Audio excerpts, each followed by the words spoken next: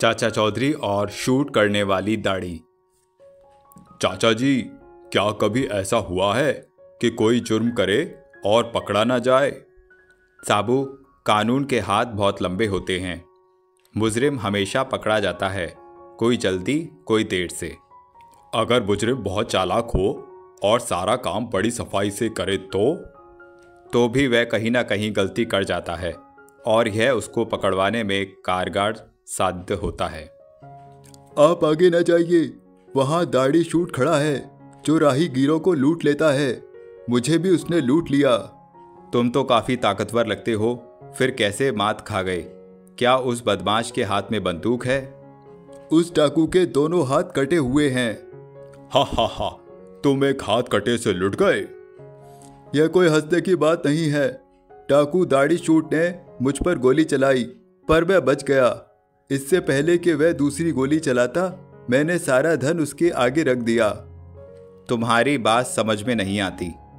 सुनो, मैं पहलवान धोबी पटक हूँ। शहर में दंगल था। लाखों की भीड़ के सामने मैंने सबसे नामी पहलवान को पछाड़ दिया। लोगों ने खुशी के मारे मुझे कंधे पर उठा लिया और 1 लाख रुपया भेंट किया। मैं इन रुपयों से पौष्टिक खुराक खाऊंगा ताकि अगला रुस्तमे हिंद का खिताब जीत सकूं। तभी रास्ते में एक दाढ़ी वाला बदसूरत और नाटा आदमी सामने आया। वह बैग नीचे रख दो। इस वक्त चिल्लर जेब में नहीं है, नहीं तो मैं तुम्हें जरूर भीख दे देता। मैं भीख नहीं, उस बैग की बात कर रहा हूँ। गीदड़, शायद तुम नहीं जानते कि तुम किससे बात कर रहे हो। एक बार गलती से एक चोर मेरे घर में घुस आया था। मैंने उसकी इतनी हड्डियां कड़कड़ाई कि उसने तय किया कि दोबारा कभी वह पहलवान के घर में सेंध नहीं लगाएगा। तुम शायद मरना चाहते हो।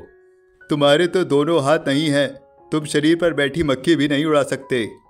पहलवान धोबी पटक जाने लगता है। तभी वह नाटा आदमी अपनी दाढ़ी से बंदूक की गोली चलाता है। जो काम मेरे हाथ नहीं कर सकते वह मेरी दाढ़ी करती है। वह वार्निंग शॉट था। बाप रे, दाढ़ी है या दो नाली। मैं वहां से भागा तो यहाँ आकर सांस ली। सचमुच तुम्हारी कहानी बड़ी विचित्र है। दाढ़ी पिस्तौल की तरह फायर करे, ऐसा पहले कभी नहीं सुना था।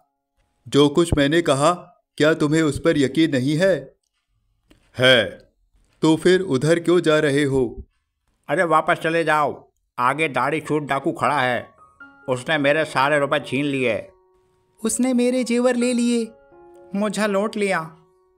साबू, यह दाढ़ी शूट जल्दी ही करोड़पति बन जाना चाहता है। तुम्हारा ख्याल दुरुस्त है। मुझे अमीर बनने में तुम भी सहयोग दो और जल्दी से जेबें ढीली करो। हमसे शायद तुम्हें चंदा ना मिले। तभी वो नाटा आदमी अपनी दाढ़ी से गोली चलाता है। बदतमीज, जवान लड़ाता है। चूहे, तेरी यह हिम्मत! तुमने बहुत लोगों को लूटा और सताया है। मैं तुम्हें पकड़कर पिंजरे में बंद कर दूंगा। तभी वो नाटा आदमी फिर गोली चलाता है। ओह, तुमने मेरा गुस्सा और भी भड़का दिया है। मुझे छोड़ दो, मुझे छोड़ दो। मैं तुम्हें मसलने जा रहा हूँ। नहीं साबू, इसे मत मारना, इसे जमीन पर उतारो। तुम्हें चाचा चौधरी का शुक्रगुजार होना चाहिए। शायद उन्हें तुम्हारी टूटी बाजुओं पर रहम आ गया। किन बाजुओं की बात करते हो साबू? ये तो नकली हैं। प्लास्टिक की चमक दूर से दिखाई दे जाती है। दाढ़ी से गोलियां चलने का रहस्य? वह इसके असली हाथ हैं जो पिस्तौल थामे रहते थे। जब पिस्तौल चलती थी तो लगता था गोलियां दाढ़ी से आ रही हैं। दाढ़ी तो घनी और लंबी है। वह भी नकली है। दरअसल यह आदमी गंजा है। तुमने लोगों से लूटा धन कहाँ छुपाया है? जब सब भेद खुली गया है तो रुपए पैसों के बारे में भी बता दूं। आओ मेरे साथ, इस गुफा के अंदर चलो। तुम काफ़ी धन इकट्ठा कर चुके थे। इन सब की गठरी बांधो। मुझे कहाँ ले जा रहे हो? पुलिस थाने। तो दोस्तों, कहानी समाप्त हुई। आशा करता हूँ आपको कहानी अवश्य पसंद आई होगी। तो यदि आपने चैनल सब्सक्राइब नहीं किया है तो चैनल सब्सक्राइब करें। और हमारे चैनल पर चाचा चौधरी की प्लेलिस्ट है, वहाँ पर इसी तरह की फ़नी कॉमिक्स जाकर आप देखें। वीडियोस को लाइक और शेयर ज़रूर करें ताकि सभी लोगों को चाचा चौधरी की ओरिजिनल कहानियाँ सुनने का मौका प्राप्त हो। धन्यवाद।